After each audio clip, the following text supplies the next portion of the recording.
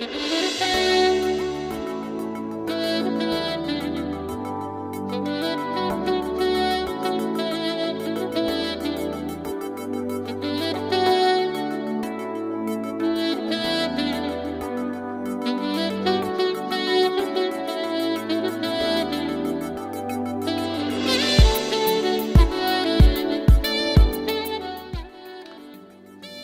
to Talking Points. My name is Dr. Stephen E. Gardner, and we're going to deal with something brand new, something that just kind of meets us where we at, things we don't even think about. I think that we live in high times, that we need to have some things to kind of balance us out, to help us to kind of do some self-reflection, some things that would help us move forward. So this series that we're dealing with today has to do with self-improvement, has to do with self-reflection, things that maybe is getting in our way, that's stopping us from progressing, things that we might be engaged in that in essence is really causing our progress and success in life to backfire. So I'm going to be talking about, in this series, the self-saboteur. The self-saboteur. And when we discuss the self-saboteur, what we're looking at are, in part one, we're going to look at identifying some self-defeating attitudes and behaviors. We'll probably deal with that in the first couple of segments, part one and part two, and looking at some self-defeating attitudes and behaviors. And then when we get into the third segment, we're going to look at, how to overcome. How do we move forward? How do we, enable and empower ourselves to actually make a difference, number one, in our own life. And if we can't make a difference in our own life, how are we going to make a difference in the lives of other people? And sometimes the thing that's stopping us from making a difference in the lives of others or making an impact in life in general is self-sabotaging behaviors. Self-sabotaging behaviors. So let's get right into this. And so the self-saboteur's profile will look something like this.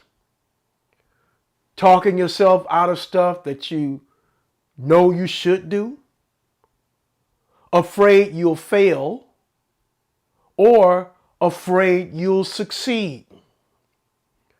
Maybe you have found yourself managing to sabotage relationships and even job opportunities. Or are you self-checked in the court of life? And we're going to be talking about some of these talking points that you see right here, later on throughout the series. But today I want to kind of break down some of the things that are more pertinent to really understanding and getting our minds wrapped around just what is a self-sabotaging outlook.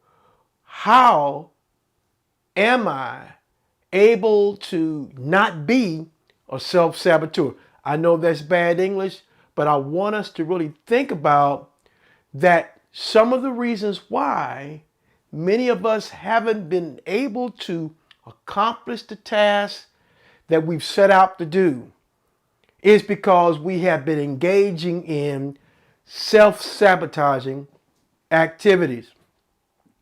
Well, let's break this down. The self-saboteur. Self-sabotage is when we actively or passively take steps to prevent ourselves from reaching our goals. It's when we actively or passively take steps to prevent ourselves from reaching our goals. And sometimes we can be doing it, we're intent about, well, what we would call um, making a mess of our own self or getting in our own way. Actively engaging in activities, actively engaging in steps that are what? Preventing ourselves from reaching our goals. Another way of looking at the self-saboteur is it refers to behaviors or thought patterns that hold you back and prevent you from doing what you want to do. Behaviors or thought patterns that hold you back and prevent you from doing what you want to do. And so everything that we do in life begins with a mindset. And even our behavior, the things that we actually do, the things that we actually, are intentional about, began somewhere with a thought pattern.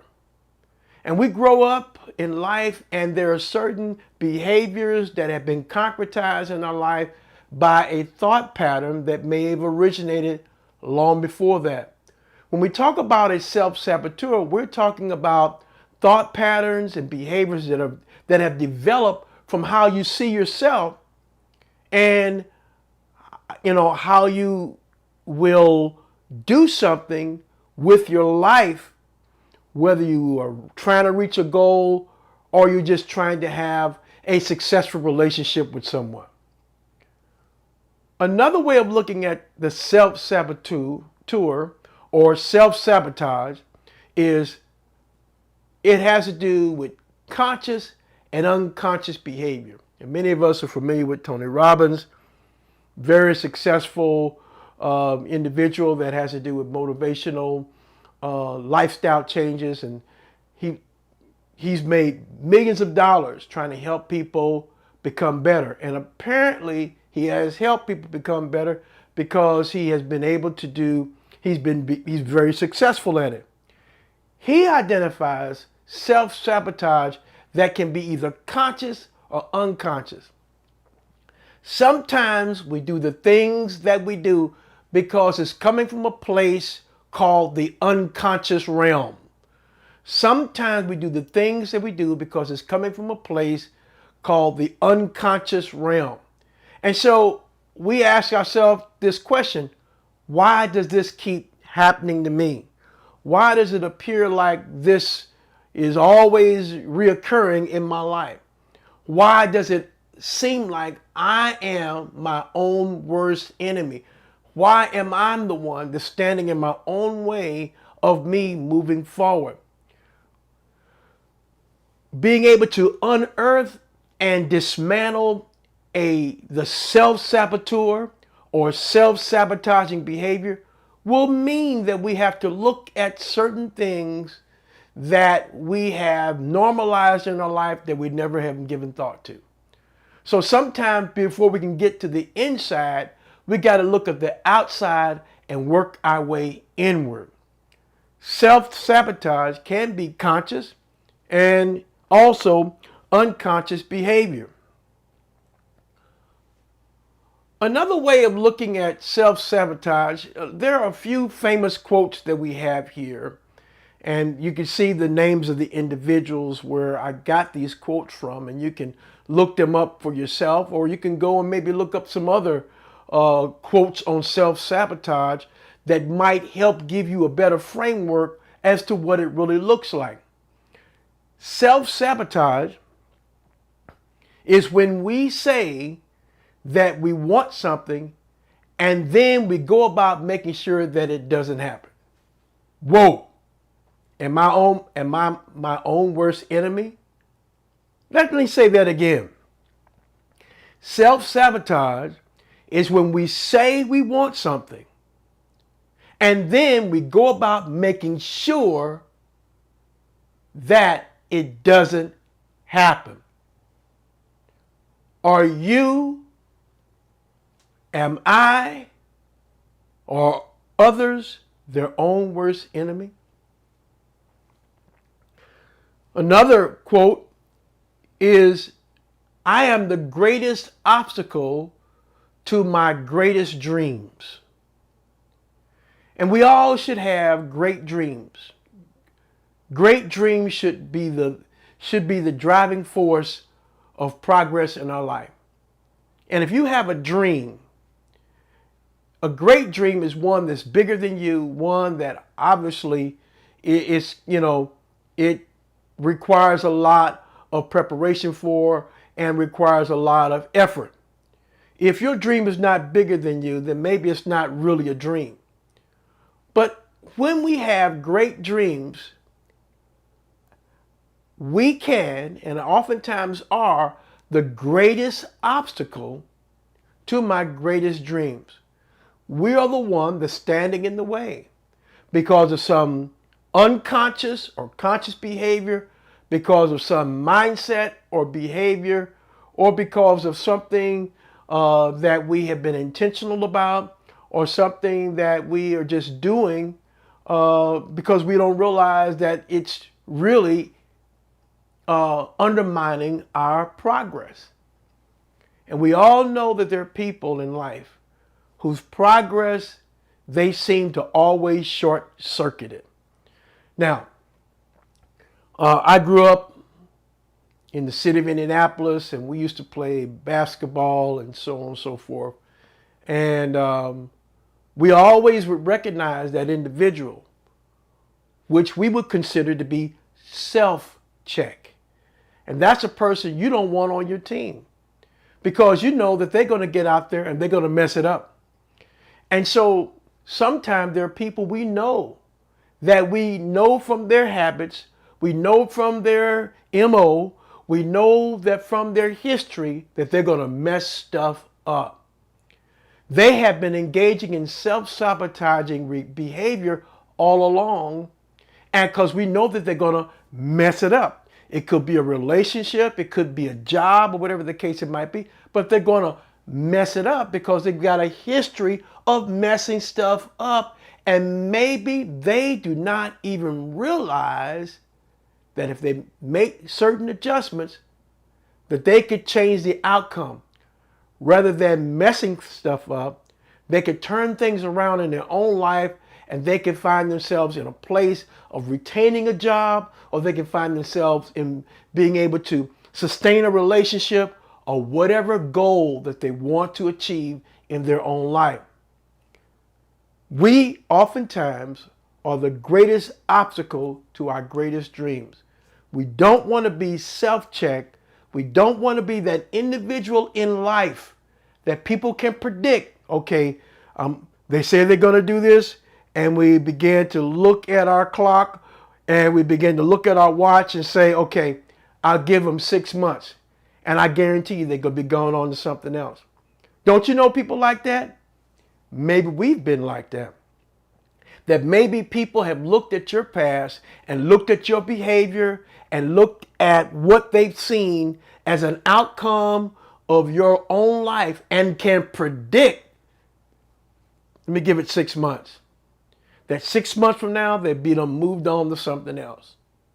And a lot of times we see this happening where people may move from one particular business opportunity, and I'm particularly talking about, maybe network marketing. And we talked about network marketing before, and I believe that network marketing is a legitimate business model. But what we find people that get involved in these things is not because it's a legitimate business model that you got to put in all the effort and all the work, but we find people getting involved because they're looking for some way to get rich quick. So that becomes the motivation. If we're looking for get rich quick schemes, and if we're looking to get rich quick, that is a self-sabotaging behavior. It's a self-sabotaging mindset, because there is no such thing as get rich quick. Whatever business model we choose to involve ourselves in, whether we involve ourselves in sales or whether we involve in some legitimate network marketing opportunity, or just because or you have a job that you have to excel at, or that's required that you get these performance measures from time to time. There's no way of getting to that success plateau, whether it be financial or whether it be performance wise, quickly. You got to put in the work, you got to put in the effort, you got to stick to it. And so what happens a lot of times, we find people that just go from one particular thing after another, and you can look at your clock and you can gauge and say 6 months from now they're going to be going on to something else. Because why? They always have these grandiose ideas. They talk up a good game and it sounds good, and yet their delivery happens to be something that falls way short. And before we start to ask them about the thing that they have proposed to do, well, I've moved on to something else. And so why do people keep switching gears? Many times people do not even realize that they're engaged in self-sabotaging activities because they have not really sat down to really assess, why is it that I cannot achieve the goal, that I cannot have the success in my life that I really want? That's because we have been engaging in activity that's described as being self-sabotaging. And here's a quote, which is a very from Empowering Motivational Quotes, and you can actually go to that, you can Google it. And this is a quote that I really, really like. And it says, "You will never be free until you free yourself from the prison of your own false thoughts." You will never be free until you free yourself from the prison of your own false thoughts. Maybe we have a false image about ourselves. Maybe we think of ourselves more highly than we ought. You know, for those who are people of faith, there is a passage in the New Testament that says, hey, that not to think of yourself more highly than you ought. But the opposite of that is true. Not to think of yourself more lowly than you ought. And the remedy to not think highly of yourself or think too lowly of yourself is to be what? Sober-minded. And so part of overcoming self-sabotaging activities and self-sabotaging practices is learning how to be sober-minded. When we're not going to get into some of the solutions today, but I really want to give us a good idea, at least in these first couple of episodes here, as to what a self-saboteur looks like. And we all, at one time or another, have engaged in self-sabotaging activities. And keep in mind, you will never be free until you free yourself from the prison of your own false thoughts.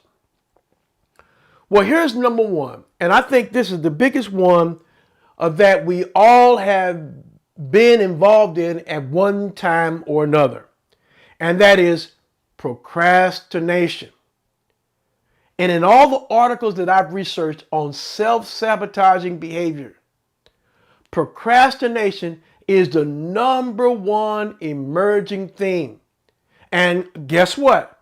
We've all been there at one time or another. For some reason or another, as I've looked at all the different experts about behavior and psychologists and so on and so forth, the number one thing that is described as the most common occurring activity that is self-sabotaging is procrastination. Now, procrastination is the action of unnecessarily or voluntarily delaying or postponing something despite that there will be negative consequences for doing so. Oh boy, oh man. Let me tell you, I know there's a whole lot of amens out there right now, because I'm going to tell you, when I was going to school, bottom line was there's a lot of times that I know I had this assignment. I know that this term paper was due. I knew that I had to get this lit review done. I knew that this, or whatever the case it might be. And there was a timetable, and I had to make sure everything was done, that I did all the editing and so on and so forth. And what I want, I put it off. Oh, I can do it on the weekend, or I put it off. And there I am on Sunday, and all this stuff got to be in by 11:59 Sunday night, and I'm rushing. I'm trying to get everything done, and I'm cramming. And what happened? I wind up overlooking stuff. I wind up leaving stuff out, and it gets sent back to me, and I got to do it all over again.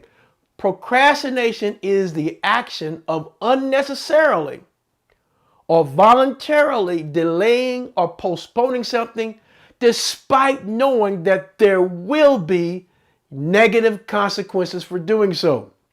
And some of you out there that are teachers and whatnot, or especially in higher ed, you get those excuses, at 11:59 or somewhere, can I get extended time and so on and so forth, whatever the case might be. And you get all these excuses that sound the same. Or someone was sick in my family, or whatever the case it might be. And you know that many of them have been engaged in what? Self-sabotaging activities. And that's why they couldn't get done with what they were doing. Because why? The common emergent theme sounds the same. Sounds like they didn't commit themselves to getting this stuff done on time. That can be corrected, but we're not going to talk about those things today. This word procrastination, the word has its origin from the Latin procrastinatus, which itself evolved from the prefix pro, meaning forward, and crassinus, meaning of tomorrow. So it means you're going to put things off tomorrow. Well, I'll do it tomorrow. Well, I got better time tomorrow. Guess what?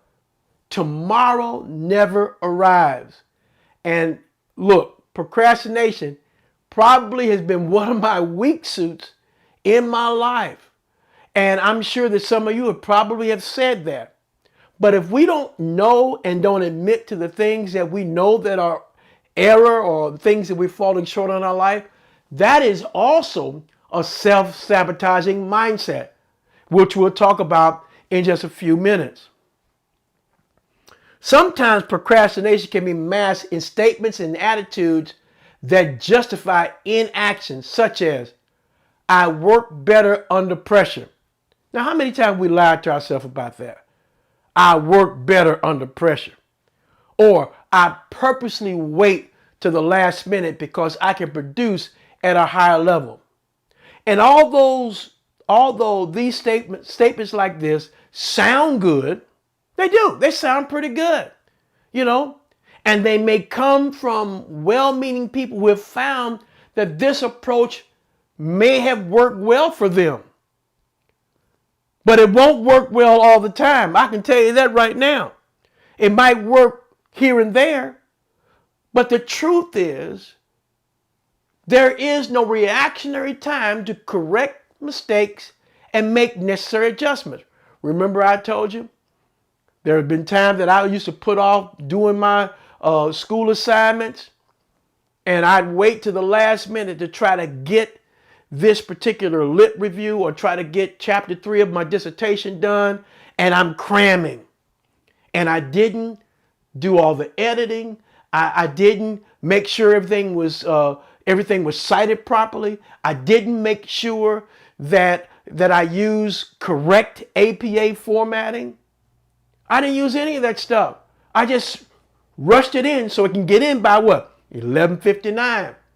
And next thing I know, that same paper is coming back. And guess what? I got to do it all over again, which I could have eliminated had I not procrastinated. So, when we procrastinate, we don't allow ourselves reactionary time to correct mistakes or make necessary adjustments. We are going to miss stuff, and that's a fact. When we operate under this attitude, it is a type of self-deception. It gives a false notion of making progress when in essence we are engaging in self-sabotaging mindset, or we are operating from a self-sabotaging mindset. Amen, oh me, or ouch. Well, here's another one. We just got finished talking about procrastination, which is, it appears to be number one on the self-saboteur list. But here's a second one, overworking. And here's a quote from Frederick Bussler, who's part of the Big Grit Incorporated. And he made this statement, and he said, self-sabotage is inherently human because it stems from biases like cognitive dissonance, which we all have. Leaders in particular often fall into the self-sabotaging habit of overworking. We think that we need to constantly work because we're entrepreneurs, forgetting that rest and recovery are equally important. One of the things that happens with people that overwork, that they wind up going into burnout. And people go into burnout because they have been engaged in the self-sabotaging activity of overworking, or rather not giving yourself the proper time to rest and recover. There are other terms that are associated with overworking. One is called the workaholic, which describes people who work compulsively at the cost of their sleep and social functions like engaging with friends and family. Or the hustle culture, whose excessive devotion toward one's work leads to an unhealthy work-life balance. And there's more about overworking and hustle culture and workaholism and all that on Wikipedia. You can look it up for yourself. This is something we need to think about. Have I been engaged in overworking? Have I thought that the best way to be successful as an entrepreneur is by hustling to the point that I don't have time for family, or that I'm just all over the place? The thing we don't want to do, or when we have a lot of stuff going on, we will find ourselves all over the place if we don't find some way to prioritize what's important. And we will get to some of these activities that we can engage ourselves in that will help us to overcome the self-saboteur that's with us 24/7. We all have engaged in it. It's with us, and we can do something about it to where we're not hampered or hindered by something that, as Frederick Bussler says, that is inherently human. Here's another one. Not admitting when you are wrong. It may not appear to be, but this is a classic when it comes to self-sabotaging behavior. Not admitting you are wrong. Here's a quote. It seems like a big problem right now is everyone's taking a stance on things and not willing to admit that they're not always right. Instead of just simply admitting they are wrong, they do the opposite and double down on their original opinion. Nobody is perfect, and it's okay to be wrong sometimes. True self-growth comes from the lessons learned and how you move forward in these circumstances. Come on, man. Everybody knows that you are wrong, but you not willing to admit that you're wrong is a classic example of self-sabotage and self-sabotaging behavior. Well, we're going to wrap up our time today by a few things that were stated by Alice Boyes. She's the author of the book called The Healthy Mind Toolkit and the Anxiety Toolkit. And one of the things that's notable about the self-saboteur is how you approach change in your own life, or how you approach things that happen to change and that you got to adjust to. Number one, you expect yourself to succeed in making life changes without designating any time or mental space to accomplish them. Number two, you see your capacity to change as being dependent on other people's behavior. In other words, you'd exercise more or make better spending choices if your spouse was more supportive and on board. Or in other words, it's somebody else's fault. I needed help and y'all saw that I needed help, so that's the reason why this didn't happen. Or here's one, you're a perfectionist who is dismissive of incremental improvements. You're only satisfied when 100% of the problem is fixed. You know, not everybody, there are a lot of people who are perfectionists that are not willing to wait for all that's engaged in the process of progress. Sometimes it takes incremental improvements. But if I'm a perfectionist, no, I got to make sure it's all done right now, or that I'm the only one that can get it done and can get it done right. That is another classic example of a self-sabotaging mindset. I'm the only one. If you want something done, do it yourself. Now, I know that in life that there's sometimes that might be the only option you got. But if that is my modus operandi, if that's the mindset that I operate from all the time, that is self-sabotaging behavior. That is a self-sabotaging mindset. Keep in mind that the perfectionist is dismissive of incremental improvements. Some things take time and improve over time and over small increments. How do you eat an elephant? They used to tell me, one bite at a time. And here's one. You're too busy chasing cows to build a fence. You're too busy to come up with processes or systems that would help you to manage your time. And let me tell you this.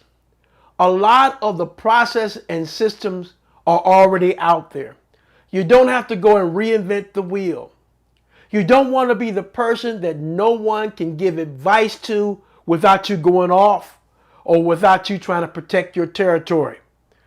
That is self-sabotaging behavior. And a lot of us have engaged in those kinds of things. And as we're striving to be better leaders, as we're striving to be better people, we want to overcome self-sabotaging mindsets and self-sabotaging activities. Well, this is all I'm going to talk about today. We're going to look at some more of these attitudes and more of these practices next time. And if we have the time, we'll get into some of the solutions. And one of the things we're going to look at is that we're also part of the solution. Not only are we going to look at some secular models that are geared toward helping us to deal with self-improvement and overcome this area here, but we're going to look at some biblical examples that also advise us on how to overcome the self-saboteur. I trust that you were blessed today. Come back again next time as we deal with the self-saboteur part 2. This is Dr. Stephen E. Gardner, and we'll see you real soon.